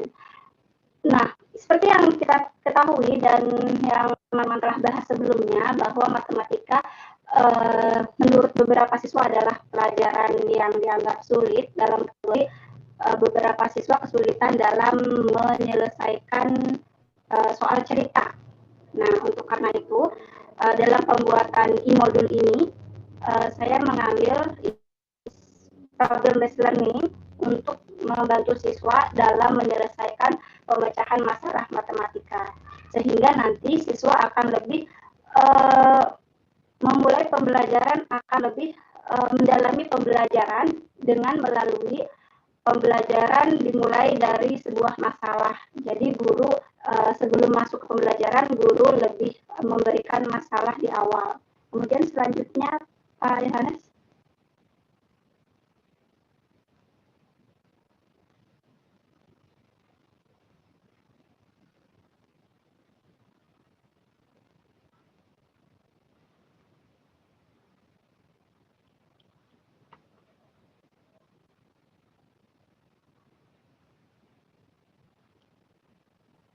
Sudah, Ibu? Ya, karena pengembangan e-modul ini berbasis problem-based learning untuk meningkatkan yang kita ketahui modul adalah sebuah ajar dengan penyajian secara sistematis. Penyajian tersebut disajikan dalam bentuk elektronik. Nah, itu dirancang secara sistematis dan lebih memudahkan siswa dalam pembelajaran jarak jauh saat ini.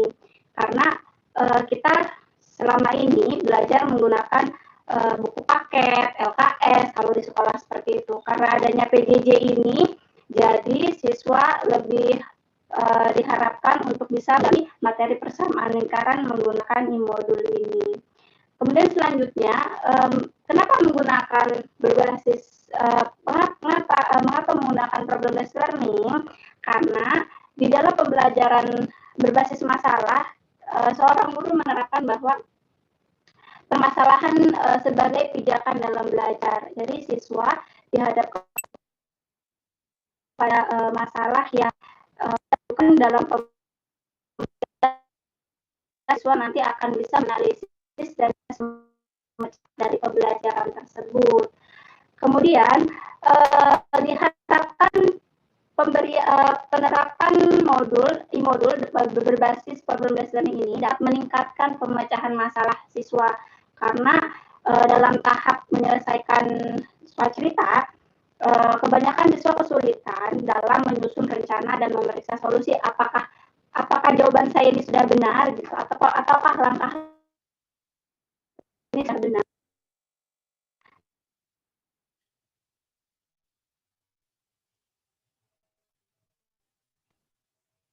Soal kontekstual atau soal cerita. Kemudian selanjutnya ya, materi ini saya mengambil materi persamaan lingkaran bahwa 11 SMA ya, itu beberapa siswa masih terkendala tentang bagaimana awalnya mereka masih bingung antara menentukan A, B atau ada titik M 2,1. Nah, 2,1 ini duanya X, satunya Y atau duanya A dan satunya B seperti itu.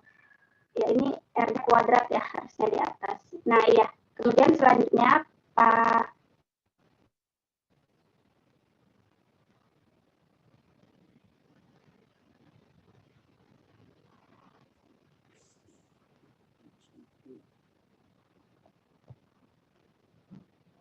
Sudah muncul, Ibu? Ya, barusan muncul. Ini latar belakang masalahnya masih terkait tentang pengembangan e-modul ini. Beberapa penelitian yang sudah mengkaji tentang penggunaan e-modul berbasis based learning itu oleh Serafina tentang bahwa menggunakan problem based learning itu bisa meningkatkan keterampilan sains siswa, keterampilan sains yang mengarah kepada tingkat pembelajaran saintifik. Kemudian menurut Fitriani modul elektronik berbentuk flip lebih menarik untuk minat belajar siswa, sehingga desain dari flipbook sendiri mengarahkan perhatian siswa untuk berkonsentrasi terhadap isi materi. Seperti yang kita ketahui bahwa siswa lebih suka, lebih menyukai gitu ya mempelajari apapun menggunakan smartphone gitu, menggunakan handphonenya. Jadi setelah ditanya siswa itu sangat enggan namanya membaca buku dengan membuka buku paket seperti itu, padahal dengan isi materi yang sama. Selanjutnya itu ada penelitian dari Muhammad tentang e-modul juga berkait dengan model pembelajaran based learning itu lebih efektif daripada belajar menggunakan buku teks biasa. Kemudian selanjutnya ada penelitian dari Gitselares bahwa penerapan PBL, penerapan pembelajaran berbasis masalah itu menjadikan peserta didik mampu mengidentifikasi informasi dan informasi yang diketahui, sehingga diperlukan strategi dan yang diperlukan untuk menyelesaikan masalah. Jadi siswa lebih fokus terhadap inti untuk menyelesaikan masalah. Ya, ini dia rumusan masalahnya. Rumusan masalahnya adalah bagaimanakah mengembangkan e-modul flipbook yang berbasis problem based learning yang valid, praktis dan efektif untuk pemecahan masalah. Nah, di sini valid dalam arti e-modul ini akan divalidasi oleh ahli materi, diuji oleh ahli uji materi, ahli desain dan media pembelajaran. Apakah modul ini termasuk valid atau belum?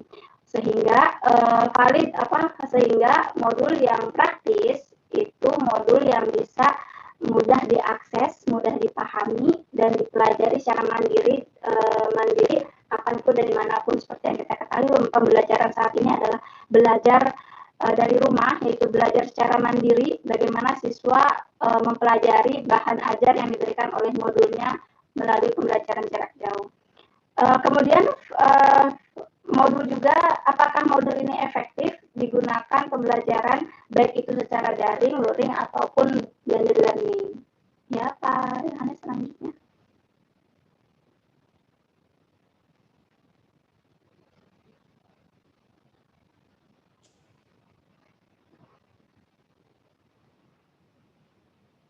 Ya, kemudian ini adalah metode penelitiannya. Metode pengembangan IMDU yang saya gunakan adalah metode penelitian Research and Development dari Michael Morenda. Ini dengan menggunakan model EDI. Yang pertama Analysis, Design, Development, Implementation, dan Evaluation. Dalam analisis, peneliti akan melakukan analisis kebutuhan apa saja yang dibutuhkan dari pembuatan, dari pengembangan sebuah modul. Nah, modul elektronik ini harus melihat dan menganalisis kebutuhan terlebih dahulu, bagaimana karakteristik siswa, dan bagaimana lingkungan pembelajaran juga. Kemudian yang kedua, desain.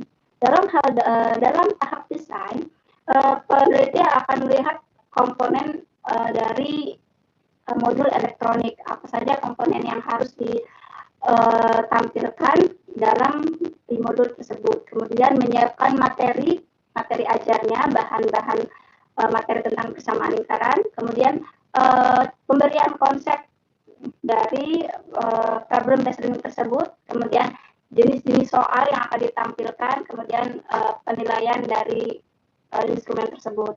Selanjutnya ada development atau pengembangan. Dalam tahap pengembangan ini, peneliti mengembangkan kerangka dari konseptual e-modul, elektronik modul tersebut. Kemudian selanjutnya ada implementasi. Nah, di sini adalah tahap mengimplementasikan bahwa modul yang sudah dirancang, yang akan dikembangkan, selanjutnya diimplementasikan kepada situasi yang real, kepada kondisi pembelajaran yang saat ini adalah pembelajaran daring. Nah, sehingga siswa tersebut mampu memahami masalah yang ada di elektronik modul tersebut. Kemudian selanjutnya itu ada tahap evaluasi. Setelah melakukan pengembangan, kemudian diimplementasikan, kemudian selanjutnya dari hasil implementasi tersebut setelah digunakan siswa dievaluasi, dan evaluasi ini disebut evaluasi formatif karena kita membutuhkan revisi untuk perbaikan modul ke arah yang lebih baik, yang praktis dan valid. Selanjutnya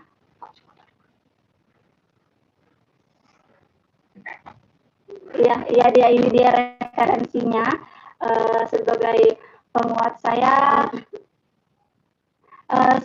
penguat saya melakukan penelitian, ini ada pengembangan e-modul berbasis problem based learning yang pertama.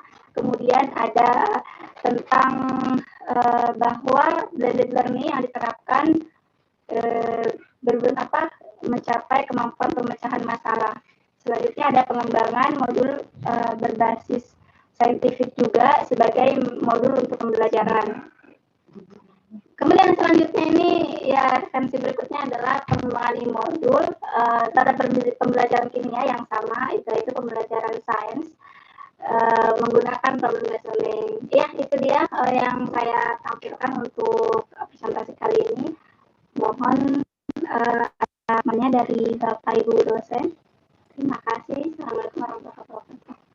Ya, terima kasih kepada Ibu Ihwatul untuk paparan makalahnya. Baik, kami persilakan kepada Bapak Dr. Danang Juandi untuk menyampaikan saran atau tanggapannya. Ya, makasih. Ya, sekali lagi ini saya lebih menegaskan bahwa kalau menyangkut materi ya harus dibahas dulu tentang kesulitan materi dan cocok dengan karakteristik masalahnya. Kalau tadi ada kejelasan tentang siswa sulit sekali membedakan misalkan A, B dalam persamaan lingkaran itu itu sebenarnya bukan pemecahan masalah, itu pemahaman ya yang begitu ya. Kalau argumentasinya seperti itu. Jadi kalau mau berbicara tentang pemecahan masalahnya, pemecahan masalah lingkaran harusnya juga diperlukan upaya lain mengajarkan lingkaran lebih baik. Yang kedua tentang e-modul, ya saya sih sebenarnya kurang sepakat dengan e-modul dengan pendekatan PBL karena PBL itu model pembelajaran bukan model penulisan modul gitu ya. Ya itu walaupun ada jurnal apa terserah saja nggak masalah, tapi PBL itu kan kerangka pembelajarannya di dalamnya menggunakan modul gitu ya. Nah modulnya seperti apa itu yang harus jadi harusnya yang harus dijelaskan itu kerangka PBL yang di dalamnya modulnya modul yang khusus gitu kan, tidak seperti bahan ajar di PBL yang umum gitu. Itu yang harus lebih karena PBL kan ada sintak-sintaknya jelas menggunakan apa bahan ajar apa dan seterusnya. Nah ada kan bahan ajar saja kan modulnya sebagai bahan ajar. Perannya di situ dijelaskan posisi bahan ajar dalam pembelajaran PPL.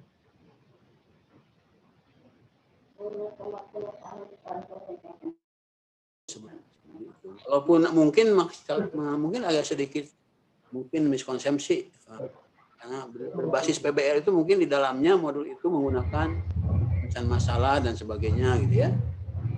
Tapi secara nomenklatur umum belum ada modul berbasis problem based, tidak ada.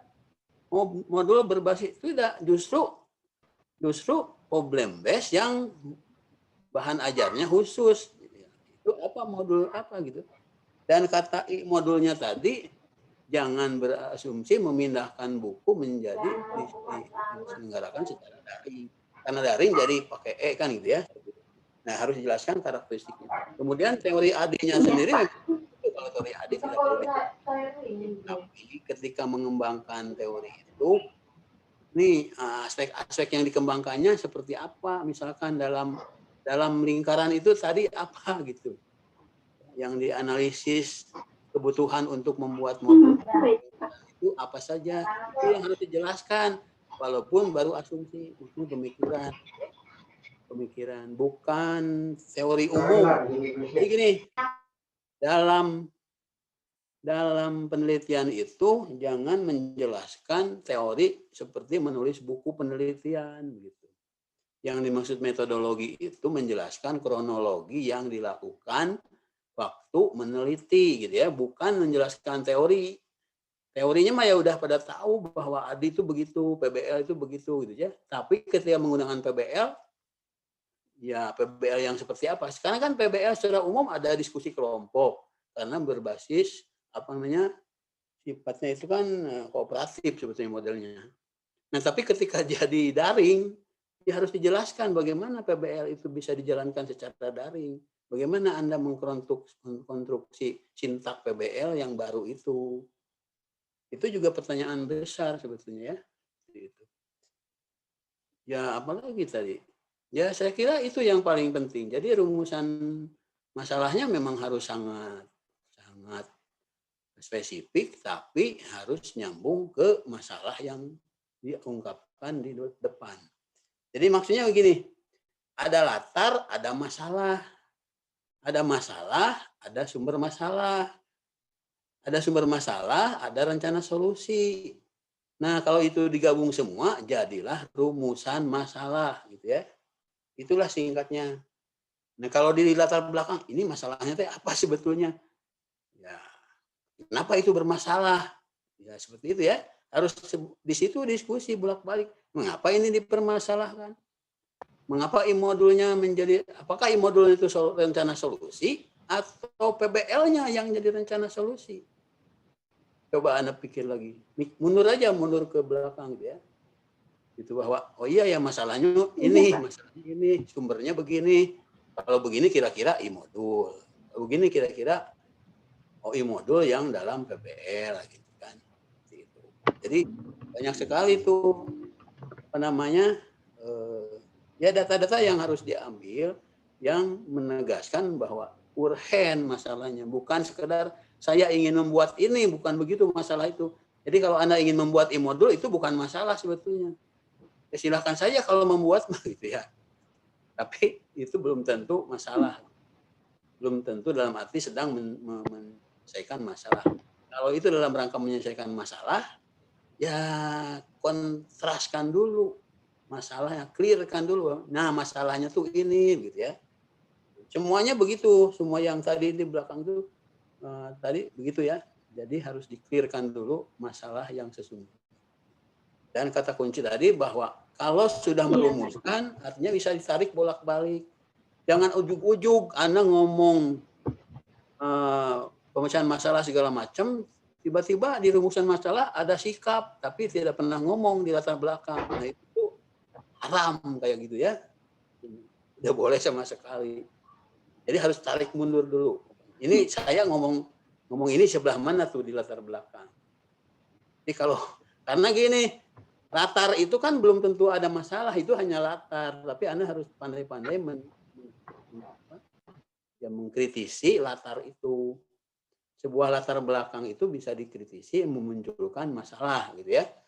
Nah, kalau ada anak menangis, itu kan bisa jadi anak nangisnya sedang bohong-bohongan gitu ya, bukan nangis beneran. Maksudnya bukan nangis karena sakit atau apa gitu ya. Gitu. Tapi kalau dideteksi, oh, kenapa nangis?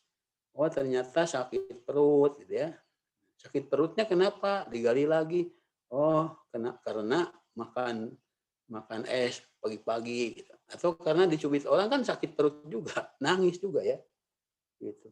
Nah, artinya dari situ ada latar, kemudian ada masalah yaitu sakit.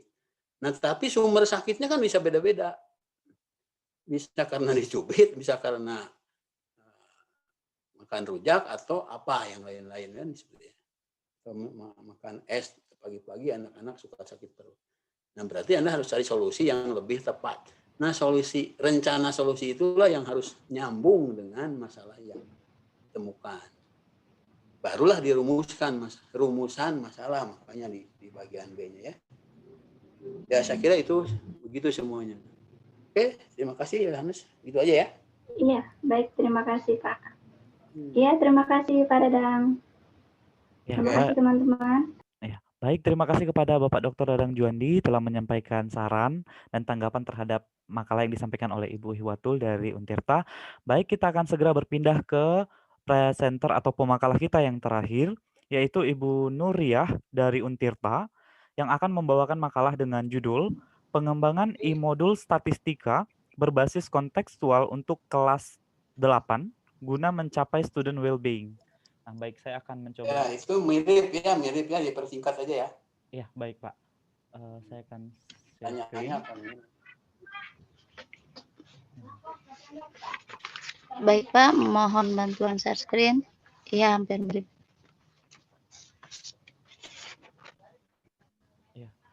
Baik, begini saja ya Bu ya, karena tadi delay, kalau misalkan di slideshow dia agak delay, jadi saya tampilkan seperti ini aja ya Bu ya.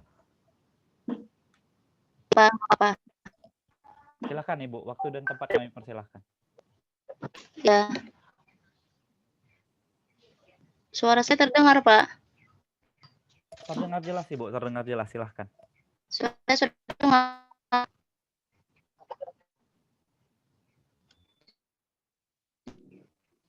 Aja putus. Langsung saja satu. Terima kasih kepada Bapak Moderator, juga Bapak Haji Dadang yang telah mempersilahkan saya untuk presentasi. Perkenalkan, nama saya Nuriyah. Judul presentasi saya adalah pengembangan statistika berbasis kontekstual untuk kelas 8 guna student well-being. Nah, langsung saja. Nah, ini dengan teman-teman saya sebelumnya. Pertemuannya sama dengan menggunakan model tadi. Kemudian latar belakangnya adalah tujuan dari future educational and skill development yang oleh OECD atau dari. Nah, saya mau beberapa pendidik istilah achievement, success, atau student engagement. Nah, dalam komunitas sekolah, well-being sendiri dikenal dengan istilah student well-being. Student well-being itu suatu kondisi keadaan di mana individu tersebut berkembang dalam konteks pendidikan. Kemudian kesejahteraan siswa sekolah berhubungan performansi akademik siswa. Selanjutnya, pada masa saat ini, pada masa pandemi ini sangat berpengaruh terhadap berbagai aspek kehidupan, termasuk dalamnya adalah pendidikan.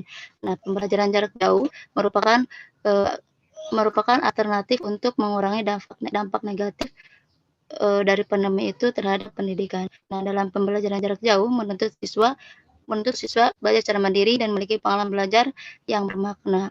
Hal ini sebagaimana tertuang dalam Permendikbud nomor 4 tahun 2020. Terkait dengan pembelajaran yang mandiri, e-modul merupakan media untuk belajar mandiri. Kenapa e-modul? Karena e-modul lebih efektif dibandingkan dengan modul. Kemudian e-modul juga sebagai sumber belajar inovatif yang dapat mempertahankan dan meningkatkan hasil belajar siswa selama wabah COVID-19. Nah, jika hasil belajar atau prestasi siswa meningkat, maka student well-being atau kesejahteraan siswa akan bisa dicapai. Selanjutnya, terkait kontekstual, dengan pembelajaran bermakna ini dapat ditempuh dengan pendekatan kontekstual. Itu salah satunya. Karena kontekstual ini bertujuan untuk membantu siswa sehingga pembelajaran akan lebih bermakna. Nah, selain itu, kontekstual juga merupakan satu dari tujuan pembelajaran yang menurut Asim dapat mencapai student well-being. Selanjutnya, modul dalam kontekstual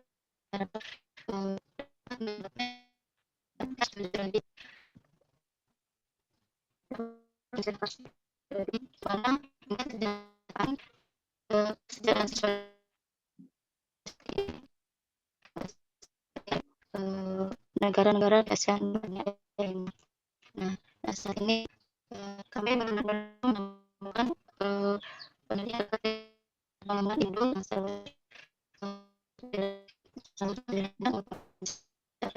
tersebut.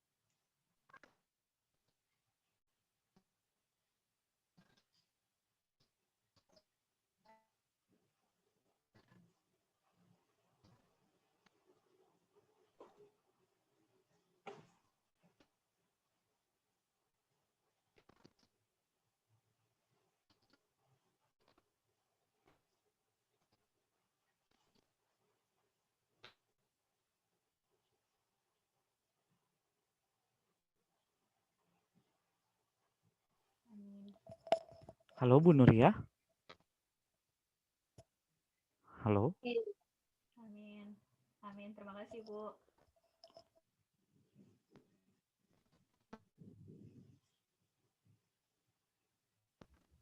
Halo Bu Nuria, suaranya tidak terdengar.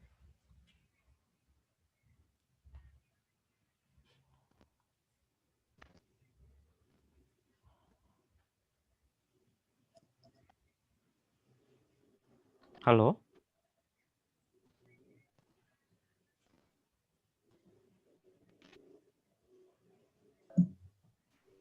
Mungkin koneksinya terputus ya. Sepertinya, Pak. Kalau Teh Nuriyah memang berada di wilayah yang ujung Pak dari Banten, jadi agak sulit sinyal. Iya, baik. Mungkin untuk mengatasinya, secara Terima kasih, Prof. umum, yang ditampilkan oleh Ibu Nuriyah tidak jauh berbeda dengan teman-teman yang sebelumnya, yaitu pengembangan e-modul. Cuman di sini Ibu Nuriyah mengambil kontekstual sebagai basis dari pengembangan e-modulnya. Kemudian untuk mencapai student well-being atau kesejahteraan siswa. Ya mungkin Pak Dadang bisa langsung kira-kira Pak Dadang apa yang bisa ditanggapi dari presentasi karena kebetulan Ibu Nuriyahnya mungkin mengalami gangguan terkait tempat saat Ya, ini. ya, ya ini memang apa namanya menjadi jembatan kemana-mana ya. Jadi Ibu Nuriyah mau pakai e-modul, tapi nanti kalau pas mengajar di rumah kayak begitu enggak gitu ya. Itu menjadi masalah besar. Ya sebetulnya sama dengan yang tadi bahwa kalau memunculkan materi harus ada pembahasan sedikit, 1 paragraf 2 paragraf dari itu gitu ya. Mengapa jadi e-modul? Kemudian saya jadi menangkap yang dimaksud berbasis kontekstual itu mungkin maksudnya pembelajarannya dengan pendekatan kontekstual gitu ya. Seperti itu.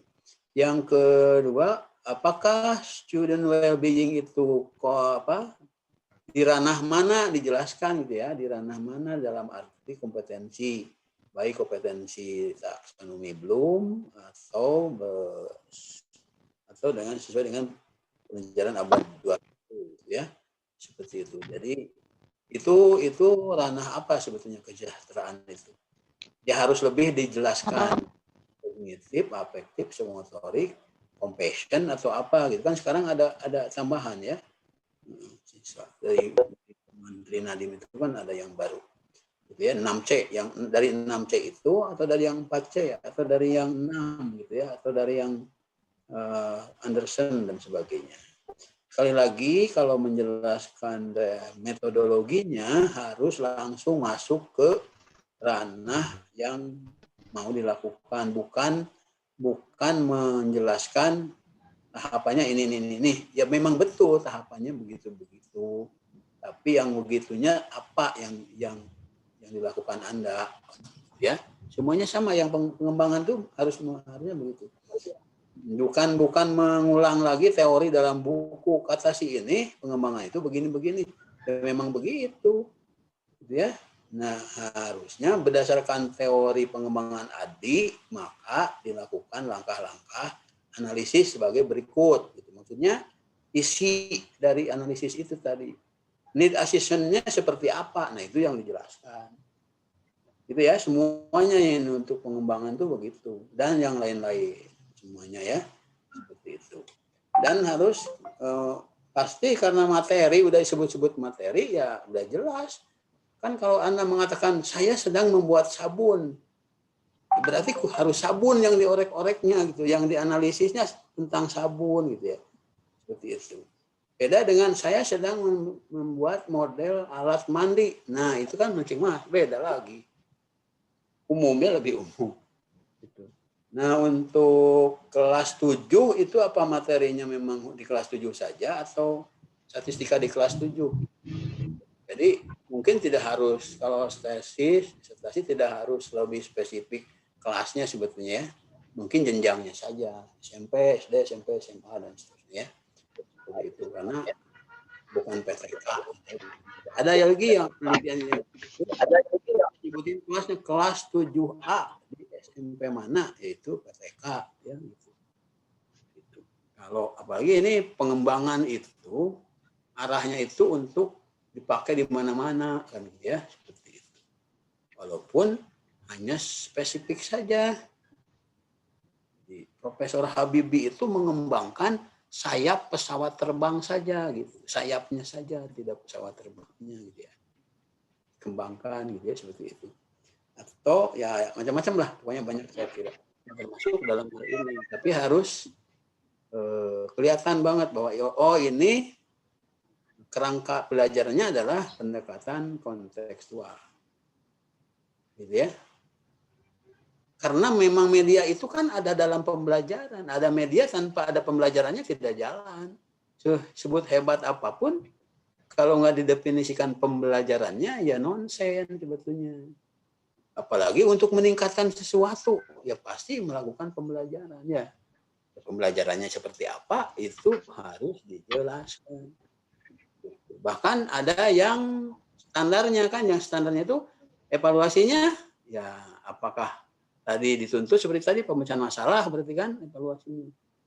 Atau evaluasi biasa saja gitu, karena yang dilihat hanya pengembangannya saja. Jadi pengembangan itu lebih cocoknya untuk apa? Kalau misalkan untuk pemecahan masalah, itu juga pertanyaan besar. Memang ada nggak yang sebelumnya untuk pemecahan masalah, tapi belum bagus gitu modulnya, sehingga Anda pikir kalau PE jadi lebih bagus. Nah gitu, ya harus ada. Semua harus ngait-ngait. Kenapa untuk pemecahan masalah? Karena untuk pemecahan masalah yang selain modul jelek, mana sih? Yang mana tuh tunjukkan?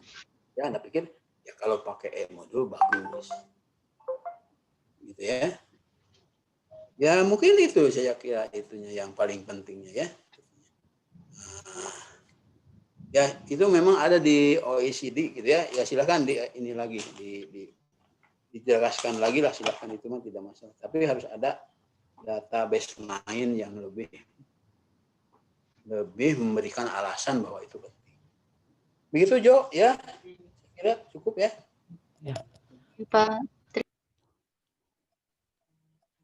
Ya, baik. Kami ucapkan terima kasih banyak kepada Bapak Dr. Dadang Juandi yang telah memberikan banyak tanggapan dan saran kepada seluruh pemakalah yang telah hadir di ruang 4 Zoom meeting ini. Kami juga mengucapkan terima kasih kepada seluruh pemakalah, ke-6 pemakalah kita pada saat ini.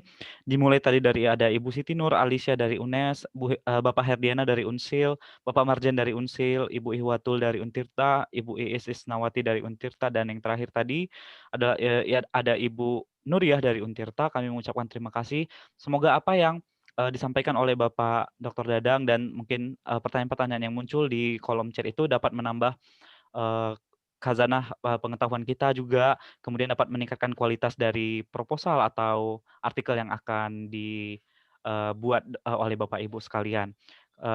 Kami juga mengharapkan bahwa apa yang barusan kita bahas bersama di dalam ruang Zoom meeting ini dapat berguna bagi teman-teman audiens lainnya, bisa menambah pengetahuan kita tentang bagaimana penelitian-penelitian yang berkembang pada saat ini, terutama pada masa pandemi COVID ini, apa yang bisa kita lakukan untuk sebagai bahan pertimbangan kita untuk menentukan riset tesis kita nanti ke depannya.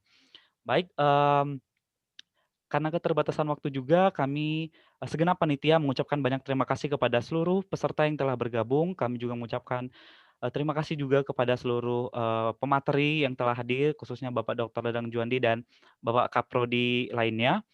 Semoga apa yang kita bahas dari pagi tadi hingga saat ini dapat bermanfaat bagi kita semua. Kami segenap panitia dan saya selaku moderator dalam ruang Zoom meeting ini memohon maaf apabila terdapat banyak kesalahan, banyak kekurangan. Semoga kekurangan yang muncul pada saat ini dapat dimaafkan. Baiklah, lebih dan kurang saya mohon maaf dan saya mohon pamit undur diri. Terima kasih, selamat siang, sampai bertemu di lain kesempatan. Baik Bapak Ibu. Ya, terima kasih sudah bisa meninggalkan ruang Zoom. Kami pamit undur diri. Terima kasih banyak Bapak. Terima kasih Pak.